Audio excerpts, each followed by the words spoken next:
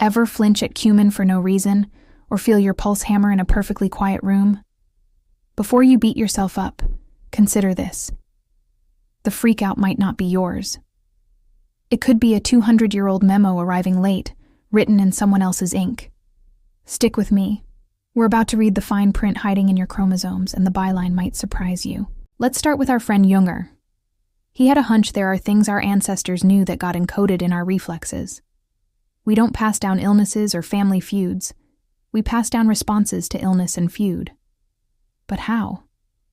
Pro tip: blame the cherry blossoms. In 1998, a mouse lab in Japan decided to traumatize some rodents. They hooked up 2 groups to sniffers, then flooded one with cherry blossom, the other with water. And when the little beavers inhaled that particular bouquet, boom, shock. For a minute, everyone in the room stared at the electric fence, then high-fived all around. Mission accomplished. But the fun ended at, "I told you so." The next generation never got shocked, but when they caught that scent, they froze solid, like a mouse version of PTSD. And the bloodline curse extended to their kids too, who inherited the instinctive freeze without ever getting zapped. If fear can hitchhike across 3 rodent birthdays, what's camping in your attic? Here's the problem. Memories aren't stored in the brain's attic, but in its filing cabinets.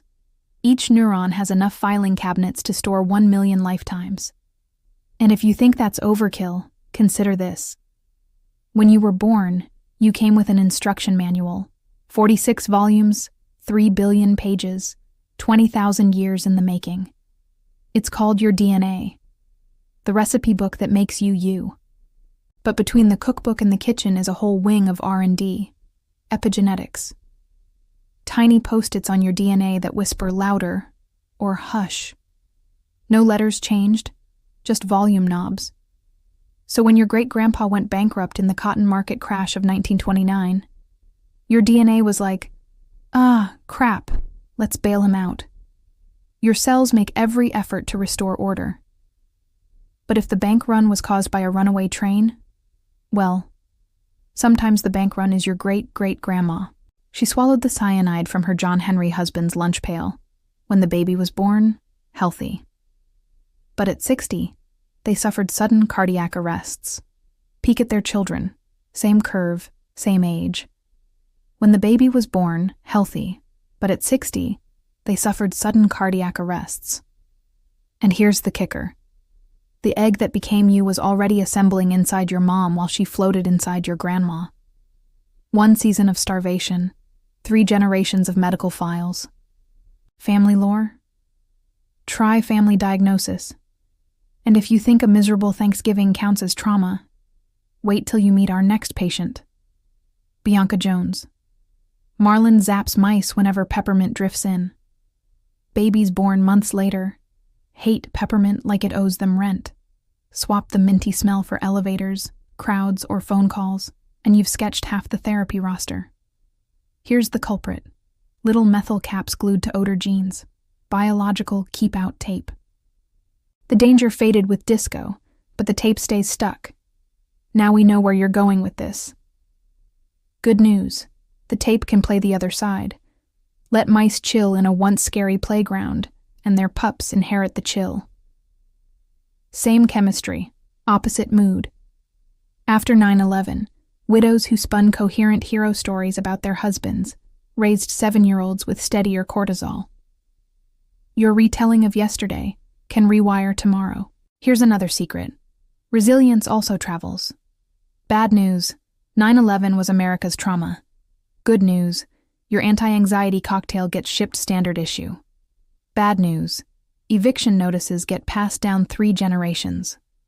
Good news, so do rent strikes. Epigenetics gives everybody a starting hand in the poker game of life. Some get dealt aces, some deuces. Our moves are based on what we're holding, not just what we're dealt. One last thing about poker. Bluffing is legal.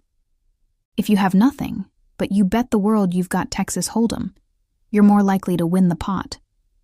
In fact, the whole casino might rise to your energy, and the house rules change for you.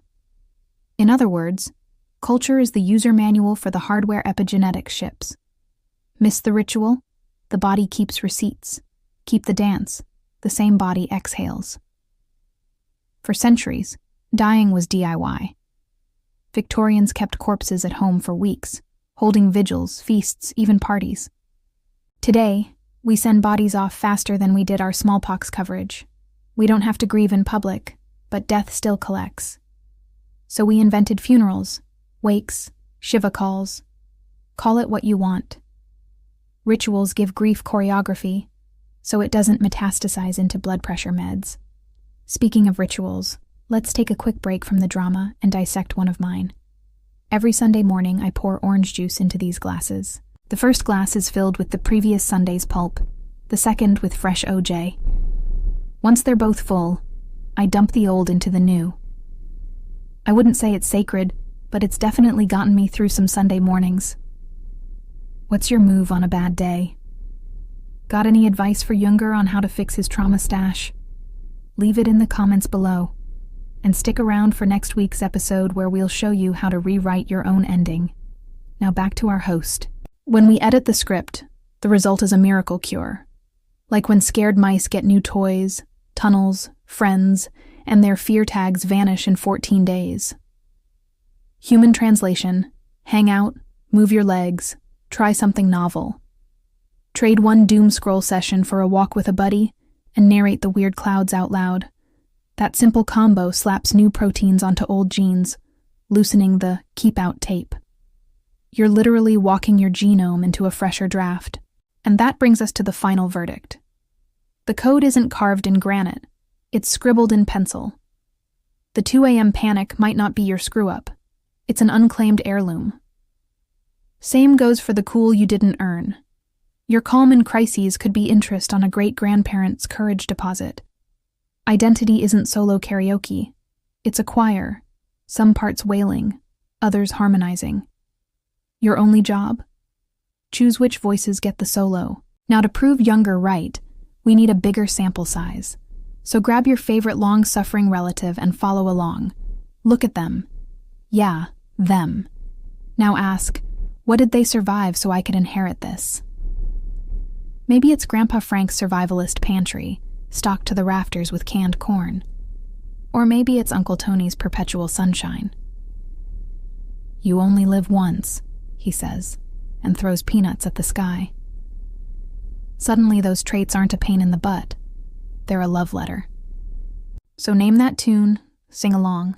The code isn't a cage, it's a conversation, and the next line is yours.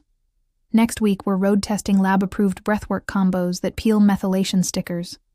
No white coat required, just a pair of lungs and the cheat sheet dropping here. Until then, hear ye, hear ye. This is a public service announcement. It's officially legal to scream in elevators again. Comment below if you're taking the bait, and thanks for listening.